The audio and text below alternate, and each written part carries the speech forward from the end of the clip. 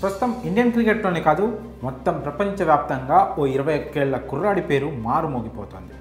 ఐపీఎల్లో ఆడిన తొలి 2 మ్యాచ్ల్లోనే అతన్ని ప్లేయర్ ఆఫ్ ది మ్యాచ్. ఈ 2 మ్యాచ్లతోనే ఐపీఎల్ చరిత్రని తిరగరాశాడు మయాంక్ యాదవ్ అనే ఓ స్పీడ్ స్టార్.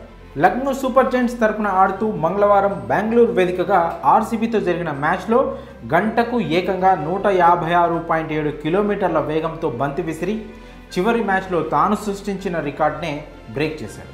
పంజాబ్తో జరిగిన మ్యాచ్లో ఐపీఎల్లోకి ఎంట్రీ ఇచ్చిన యాదవ్ గంటకు 155.8 కిలోమీటర్ల వేగంతో బంతి విసిరి ఐపీఎల్ 2024 సీజన్లో ఫాస్టెస్ట్ బౌలర్గా నిలిచాడు. ఆ మ్యాచ్లో 4 ఓవర్లు వేసి 27 పరుగులిచ్చి 3 వికెట్లు పడగొట్టాడు. ఇప్పుడు తాజాగా ఆర్సీబీతో మ్యాచ్లో 4 ఓవర్లలో కేవలం 14 రన్స్ మాత్రమే ఇచ్చి 3 కీలక వికెట్లు పడగొట్టి వరుసగా 2వ మ్యాచ్లోనూ ప్లేయర్ ఆఫ్ ది మ్యాచ్గా నిలిచాడు.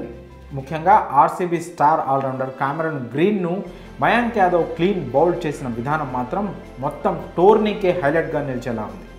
ఆ బాల్ను గ్రీనే కాదు ప్రపంచంలో కొమ్ములు తిరిగిన ఏ బ్యాటర్ కూడా ఆడలేడని చాలామంది క్రికెట్ పండితులు కూడా అభిప్రాయపడుతున్నారు. నిప్పులు చిమ్ముకుంటూ వచ్చిన ఆ బాల్ గ్రీన్ బ్యాట్ను కాస్త ముందుకు తెచ్చేలోపే జెట్ స్పీడ్తో దూసుకెళ్లి ఆఫ్ స్టంప్ను గిరాటేసింది. ఆ వేగానికి గ్రీన్ ఒక్కడే కాదు మొత్తం ఆర్సీబీ ఆటగాళ్లు కళ్ళు తేలేశారు. ఐపీఎల్లో 2 మ్యాచ్లు ఆడి 8 ఓవర్లు వేసిన మయాంక్ లీగ్ చరిత్రలోనే గంటకు 150 కిలోమీటర్ల వేగంతో అత్యధిక బంతులు వేసిన బౌలర్గా కొత్త చరిత్ర సృష్టించాడు. అయితే వేగం ఒక్కటే కాకుండా ఖచ్చితమైన లైన్ అండ్ లెంత్ ఉండడం మయాంక్ యాదవ్ను డేంజరస్ బౌలర్గా మారుస్తుంది. గతంలో ఉమ్రాన్ మాలిక్ కూడా 150కి పైగా వేగంతో బంతులేసినా సరైన లైన్ అండ్ లెంత్ లేక ఇబ్బంది పడ్డాడు. కానీ మయాంక్ యాదవ్లో మాత్రం ఖచ్చితత్వంతో బంతులేస్తూ బ్యాటర్లకు ముచ్చెమటలు పట్టిస్తున్నాడు. ప్రస్తుతం టాక్ ఆఫ్ ది క్రికెట్ టౌన్గా మారిన మయాంక్ యాదవ్ పర్సనల్ లైఫ్ గురించి మాట్లాడుకుంటే ఇతను ఢిల్లీకి చెందిన కుర్రాడు. అక్కడే పుట్టి పెరిగాడు. మయాంక్ వాళ్ళ నాన్న ప్రభు చిన్నపాటి వ్యాపారం చేస్తూ తన కుటుంబాన్ని పోషిస్తున్నాడు. ఆయనకు క్రికెట్ అంటే చాలా ఇష్టం. అందులోన ఫాస్ట్ బౌలర్లు అంటే మరీ ఇష్టం. అందుకే తన కొడుకును కూడా ఒక గొప్ప ఫాస్ట్ బౌలర్గా చూడాలనుకున్నారు. అందుకోసం ప్రభు ఎంతో కష్టపడ్డాడు.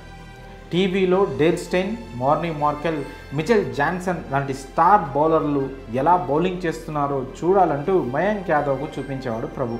దాంతో స్పీడ్ బౌలింగ్పై మయాంక్ యాదవ్ కూడా మక్కువ పెంచుకున్నాడు. అక్కడి నుంచి క్రికెట్ ప్రాక్టీస్ మొదలుపెట్టిన యాదవ్ను 15 ఏళ్ల వయసు ఉన్నప్పుడు అతన్ని సోనెట్ క్లబ్లో చేర్పించాలని ప్రభు విశ్వ ప్రయత్నాలు చేశాడు. సోనెట్ క్లబ్లో చేర్పించడానికి ఆడిషన్స్ కోసం ఆయన ఏడాది పాటు కష్టపడాల్సి వచ్చింది. నెట్స్లో బౌలింగ్ వేసి కోచ్ తారక్ సిన్హాను మెప్పించడంతో మయాంక్కు సోనెట్ క్లబ్లో చేరే ఛాన్స్ వచ్చింది. ఆ సమయంలో మయాంక్ యాదవ్ వద్ద కనీసం మంచి షూస్ కూడా లేవు. క్లబ్ తరపునే అతనికి మంచి షూస్ అందించారు. అయితే మయాంక్ జీవితంలో ఒక టర్నింగ్ పాయింట్ అంటే 2021లో దేశవాళీ టోర్నీ అయిన విజయ్ హజారే ట్రోఫీలో భాగంగా మొహాలీలోని ఐఎస్ బింద్రా స్టేడియంలో యూపీ ఢిల్లీ టీమ్స్ పక్కపక్కనే ప్రాక్టీస్ చేస్తున్న సమయంలో అప్పటి యూపీ కోచ్ అయిన విజయ్ దహియా మయాంక్ బౌలింగ్ని చూసి ఫిదా అయిపోయాడు.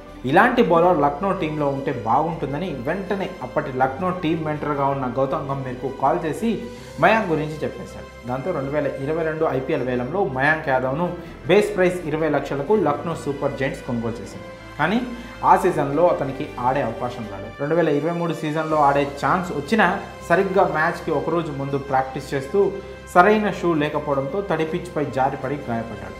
అలా గత సీజన్లో బరిలోకి దిగే అవకాశం కోల్పోయాడు మయాంక్ యాదవ్. ఇలా కాదని ప్రత్యేకంగా ఆస్ట్రేలియా నుంచి తనకు సరిపడా మంచి గ్రిప్ ఉన్న షూస్ తెప్పించుకొని ఈ ఐపీఎల్ సీజన్లో అరగ్రేటం చేసి తన సత్తా ఏంటో చూపించాడు. ఆడిన తొలి 2 మ్యాచ్ల్లోనూ ప్లేయర్ ఆఫ్ ది మ్యాచ్గా నిలిచి అందరి దృష్టిని ఆకర్షించాడు. ఫాస్ట్ బౌలర్గా ఎదగాలనే కసి, తపన, ఆకలితో ఈ స్థాయికి చేరున్న మయాంక్ యాదవ్ దేశానికి ఆడడమే తన లక్ష్యమని పేర్కొన్నాడు. అది కూడా త్వరలోనే తీరిపోయే ఛాన్స్ కూడా ఉంది. ఇదే ఫామ్ను కనుక అతను కంటిన్యూ చేస్తే జూన్లో జరగనున్న T20 వరల్డ్ కప్లో టీమిండియా తరపున మయాంక్ యాదవ్ ఎంట్రీ ఇచ్చినా ఆశ్చర్యపోవాల్సిన పని లేదు. ఒకవైపు బుమ్రా, మరోవైపు మయాంక్ యాదవ్ బంతులు సంధిస్తుంటే బ్యాటర్ల వెన్నులో వణుకు పుట్టడం ఖాయం. మరి మయాంక్ యాదవ్ ఇప్పటి వరకు చేసిన లైఫ్ జర్నీపై మీ అభిప్రాయాన్ని కామెంట్స్ రూపంలో తెలియజేయండి.